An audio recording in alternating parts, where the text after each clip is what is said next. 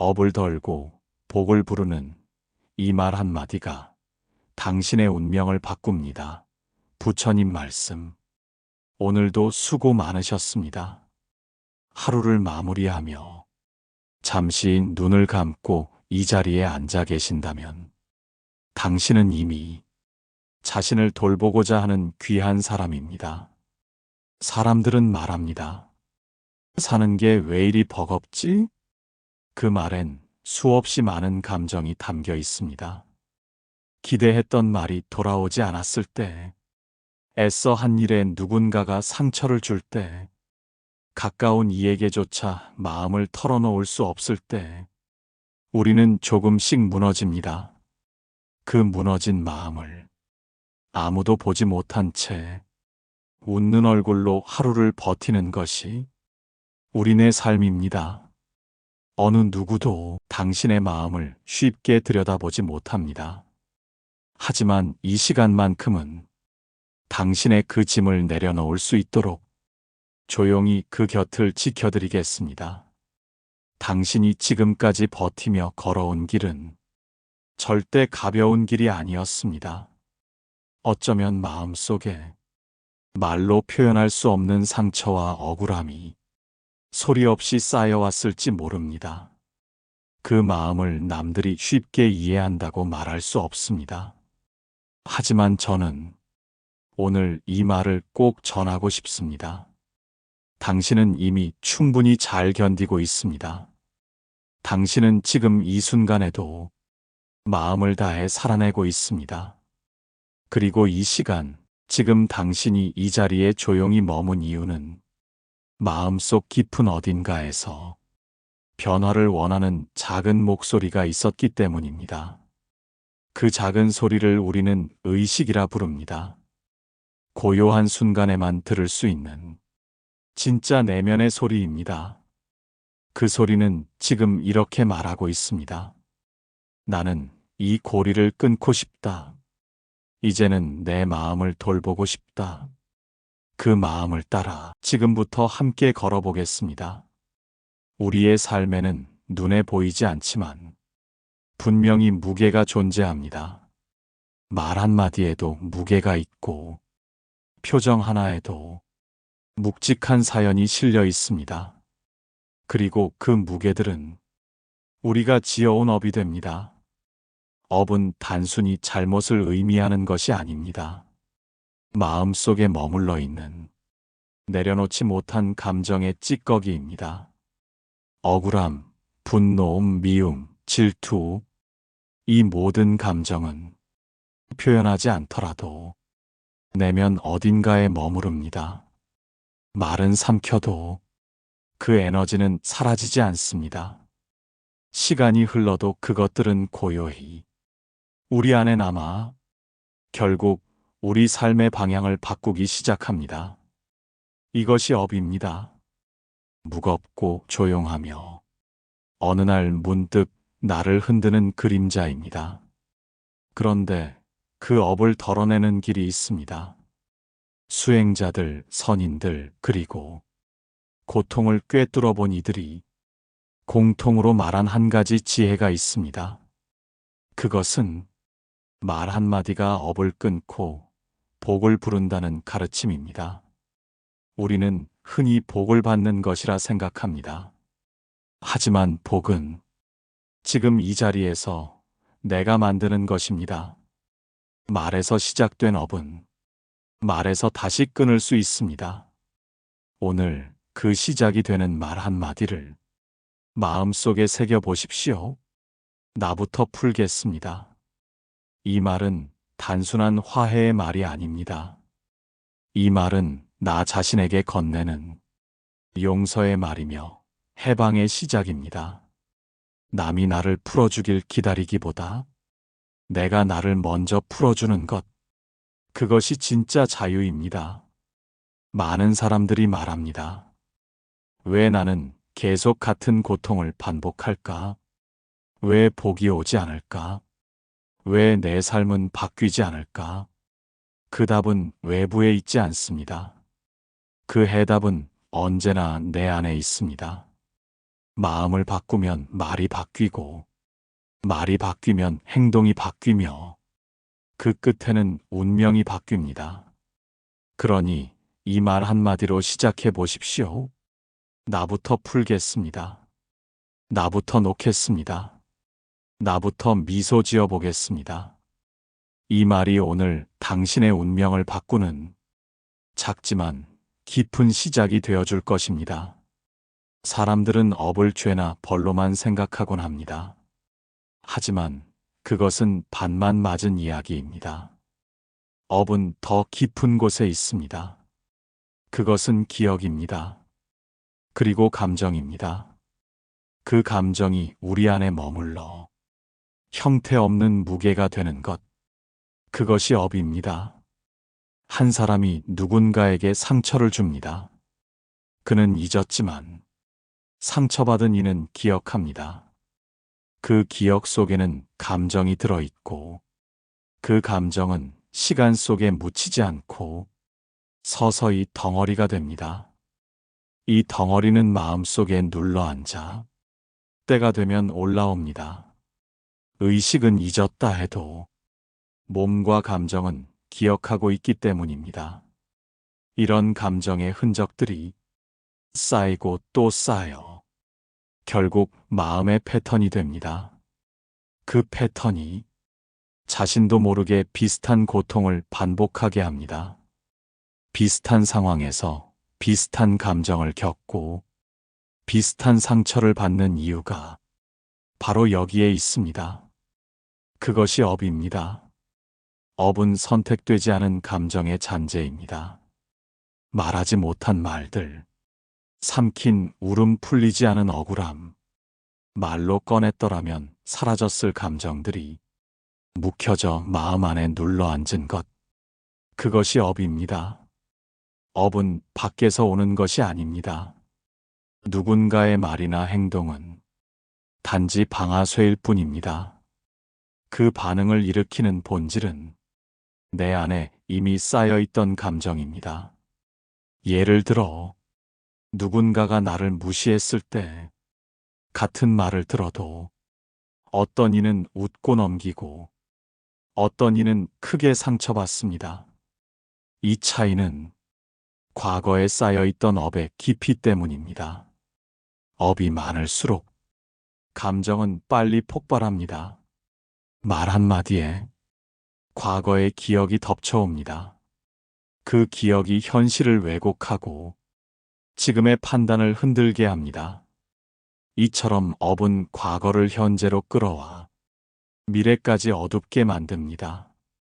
그렇다면 업을 줄이는 길은 없을까요? 있습니다. 단, 그 길은 외부가 아닌 내부에 있습니다. 업을 끊는 첫 걸음은 인식입니다. 아, 내가 지금 반응하고 있는 이 감정이 과거에 묶인 감정이구나 라고 알아차리는 순간, 그 감정은 나가 아니라 객체로 분리됩니다. 그 다음 그 감정을 붙잡지 않고 흘려보낼 수 있다면 업은 더 이상 쌓이지 않습니다. 묵은 감정을 바라보되 동일시하지 않는 것, 그것이 수행입니다. 그것이 업을 덜어내는 지혜입니다. 부처님께서는 업은 지은 자가 끊을 수 있다고 하셨습니다. 누가 나를 아프게 했더라도 그 감정을 쥐고 있는 건 나입니다. 상처를 주고 간 사람은 떠났지만 그 감정을 품고 사는 건 나입니다. 그래서 그것을 내려놓을 수 있는 권한도 나에게 있습니다. 그때 필요한 말이 바로 앞서 말한 그 한마디입니다. 나부터 풀겠습니다. 이 말은 감정의 뿌리에 묶인 줄을 조용히 풀어주는 주문입니다. 이 말을 되뇌는 순간 마음속에 얽힌 매듭이 하나씩 풀리기 시작합니다. 그리고 그 빈자리에 복이 들어올 준비를 시작합니다. 업이 사라질수록 마음은 가벼워지고 삶은 단순해집니다. 어제의 일로 오늘을 무겁게 살지 않게 되고 어떤 일이 닥쳐와도 그 감정이 오래 머물지 않게 됩니다. 업이 없는 사람은 타인의 말에 휘둘리지 않습니다. 과거에 끌려가지도 않습니다. 그들은 현재를 온전히 살아갑니다. 그리고 그 마음에는 항상 복이 머뭅니다. 우리는 종종 말 한마디가 사람의 마음을 살린다고 이야기합니다. 그 말은 틀리지 않았습니다. 하지만 그보다 더 깊은 차원의 진실은 이렇습니다. 말 한마디는 내 삶의 방향을 바꿉니다. 오늘 전하고자 하는 말, 나부터 풀겠습니다. 이 말은 그저 공손하거나 착한 말이 아닙니다. 이 말은 지극히 수행적이고 치유적이며 근본적으로 업을 끊는 말입니다. 왜일까요?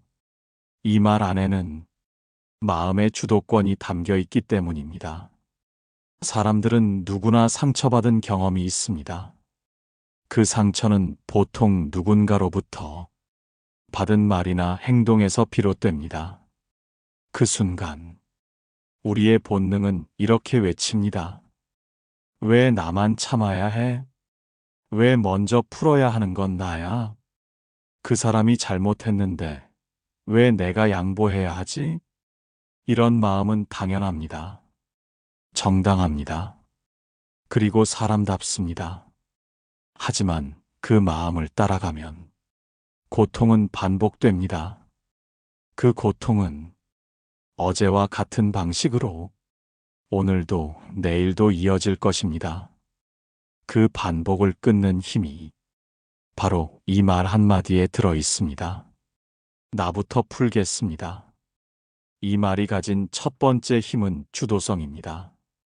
타인이 사과하길 기다리는 것이 아니라 내가 먼저 마음을 푸는 순간 상대는 더 이상 나의 감정을 지배할 수 없습니다. 그 순간 나는 피해자가 아니라 내 마음의 주인이 됩니다. 그리고 이 주도성은 심리학적으로도 회복 탄력성과 깊은 관련이 있습니다. 스스로 감정을 조절하고 상황을 바라보는 관점을 바꾸는 능력. 그것이 바로 운명을 바꾸는 실질적 힘입니다. 두 번째 힘은 이완입니다. 업은 긴장된 감정 덩어리입니다. 억울함, 분노, 수치심 같은 감정은 몸을 긴장시키고 생각을 좁히며 행동을 반복하게 만듭니다. 하지만 나부터 풀겠습니다라는 말을 입 밖에 내면 그 순간 몸과 마음의 이완이 시작됩니다.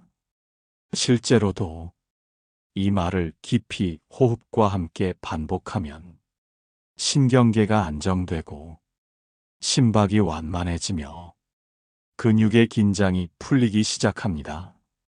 이것은 단지 말이 아닙니다. 몸이 기억하는 해방의 시작입니다. 세 번째 힘은 연결입니다.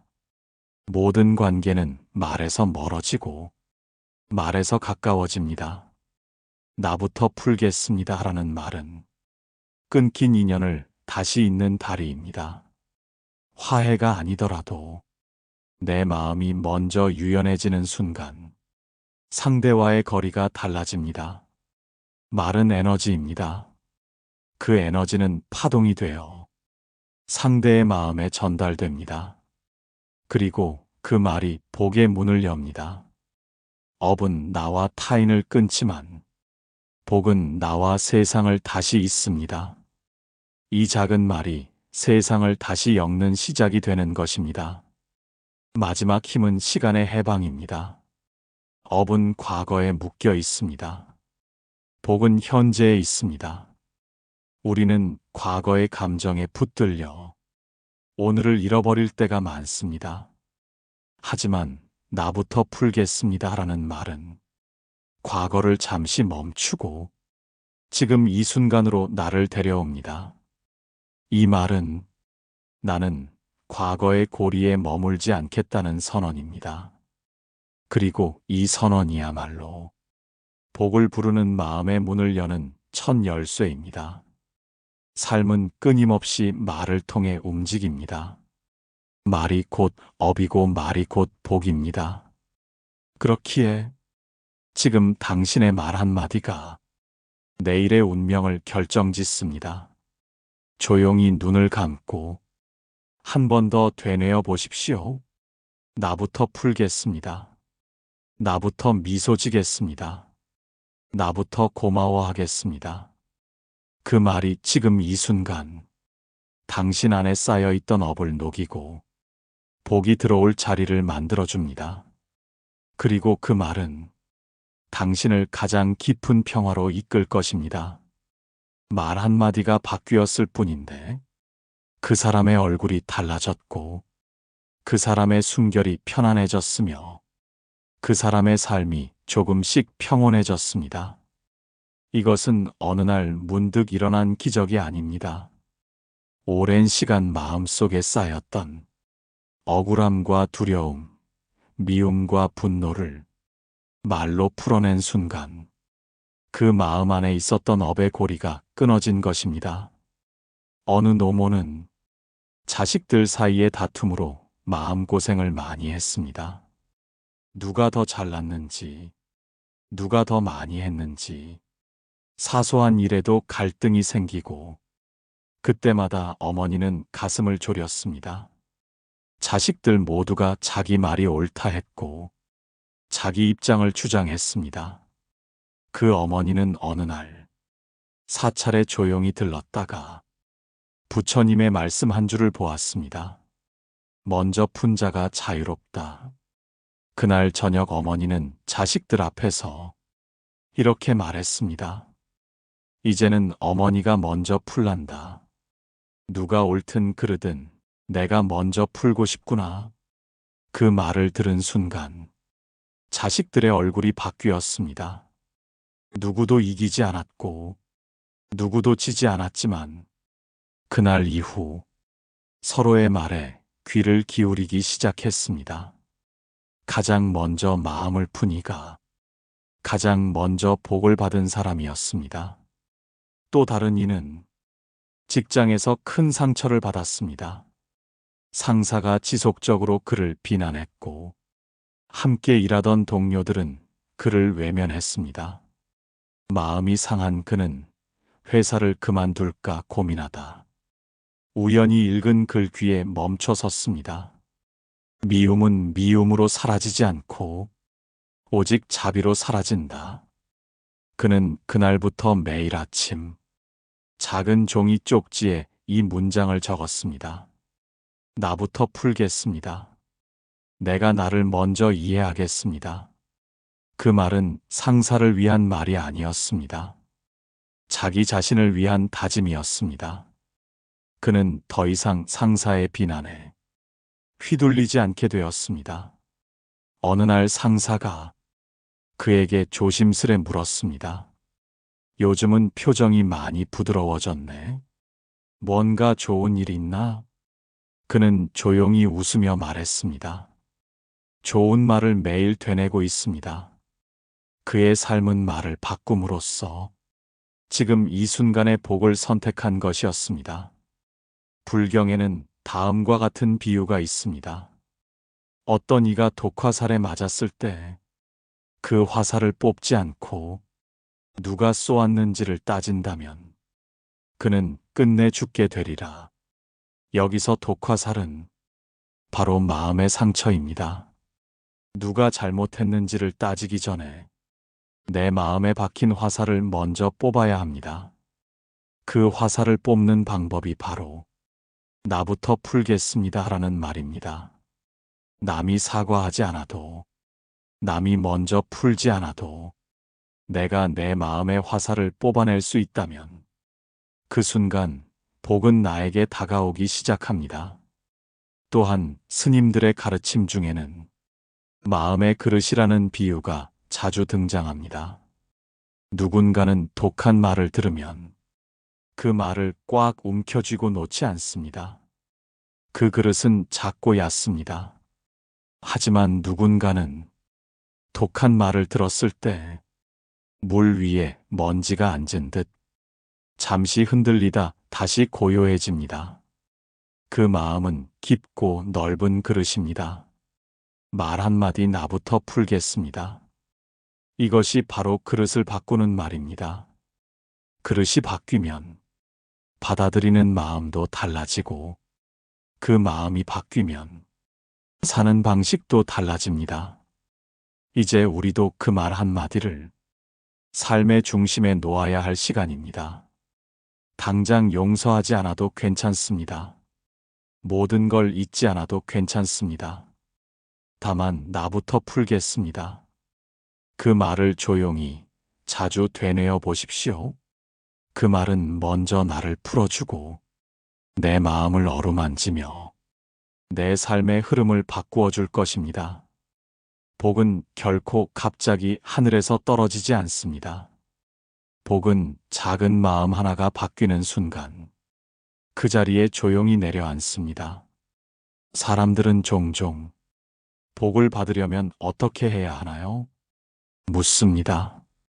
그럴 때 나는 이 세 가지 마음 습관만 바꾸라고 말합니다. 말을 바꾸십시오. 감정을 바라보는 방식을 바꾸십시오. 세상을 바라보는 시선을 바꾸십시오. 이 세 가지는 눈에 보이지 않지만 당신의 복을 열고 닫는 열쇠와도 같은 것입니다. 첫째, 말을 바꾸십시오. 당신이 하루에 내뱉는 말의 무게는 생각보다 훨씬 큽니다. 사람은 하루 평균 약 7천에서 2만 마디의 말을 한다고 합니다. 그중 절반 이상이 무의식에서 나옵니다. 그 무의식의 말들이 당신의 업이 되고 당신의 운명이 됩니다. 누군가를 향한 비난, 자신을 향한 자책, 그 모든 말들이 당신 마음의 밭에 씨앗으로 심깁니다. 어떤 씨앗을 심을지는 오직 당신의 말에 달려 있습니다. 나는 왜 이 모양일까? 라는 말은 자신을 가두는 쇠사슬입니다. 괜찮아, 오늘도 수고했어 라는 말은 자신을 풀어주는 열쇠입니다. 자신에게 다정한 말을 건네는 사람이 복을 가장 먼저 끌어당깁니다. 부처님께서도 말씀하셨습니다. 말은 업의 문이다. 입으로 지은 선은 곧 복이 되며 입으로 지은 악은 곧 고통이 된다. 그러니 이제부터는 당신의 말이 자신에게 타인에게 복이 되게 하십시오.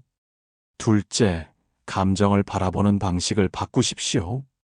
감정은 잘못된 것이 아닙니다. 감정은 지나가는 손님입니다.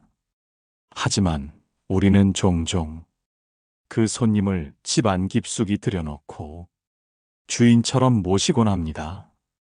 화가 날 수 있습니다. 서운할 수도 있습니다. 질투, 원망, 외로움도 당연히 생깁니다. 문제는 그 감정을 붙잡는 데 있습니다. 감정은 느끼되 붙잡지 마십시오.